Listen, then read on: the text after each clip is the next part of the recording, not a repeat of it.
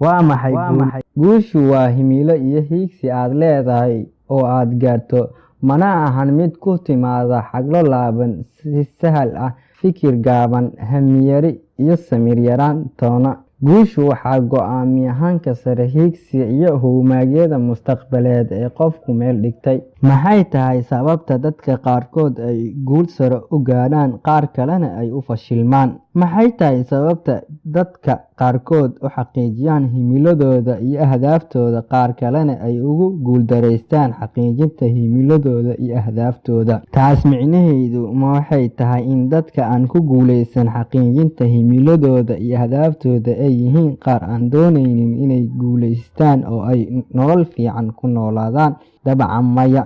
Haddaba maxay tahay farqiga u dhexeeya labada qole? Bini'aadanka dunida ku nool oo dhan, laga bilaabo ilaa markii Ilaahay Subxaanahu wa Tacaala uu abuuray, waxay ka midaysan yihiin 4 shay. 1. Dareemayaasha shanta ah: aragga, maqalka, dhagaha, urka iyo taabashada. 2. Waqtiga: ruux kasta wuxuu haystaa 1440 daqiiqo ama 24 saacadood maalintiiba. 3. Fikirka: dadka oo dhani way ka midaysan yihiin fikirka, maxaa yeelay Ilaahay Subxaanahu wa Tacaala ayaa inoogu deeqay aqli iyo awoodda fikirka. 4. Tamarta, taasoo uu fikirku dhaliyo. dadka oo dhani way leeyihiin tamar iyo awood.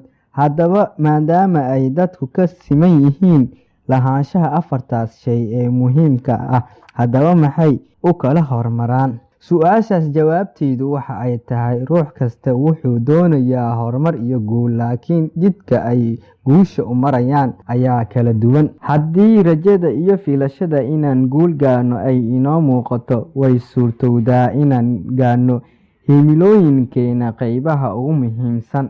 Marnaba hala fadhiisan dadka xunxun sida baqiiliinta, xaasidiinta, waayo waxay kugu talaalayaan cudurkooda. Dadka wanaagsan waa sidii shumici oo kale, waxay u dhibaan naftooda si ay iftiin u siiyaan dadka kale. Noloshu waa fursad aynaan garanayn ilaa aynu weyno. Caafimaadkuna waa taaj saaran madaxa dadka caafimaadka qaba oo ay arkayaan kuwa xanuunsanaya oo keliya. Fikir oo dhis: guushu waxaa hela kuwa sugta, balse waxay garab martaa kuwa aan dulqaadka lahayn. Mar walba maankaaga ku dhex abuur humaag maskaxeedka guusha aad dalbanayso. Ku baraarug in aad tahay qof milgo iyo karti leh, waxna qabsan kara. Aad iyo aad ayaad ugu mahadsantihiin daawashada fiidiyogan. Waxaan soo jeedinaya anigoo Cabdirasaaq Maxamed Cali, dhanka farsamada waxaa noo fadhiyay walaalkeen qaaliga Farax Maxamed Cali.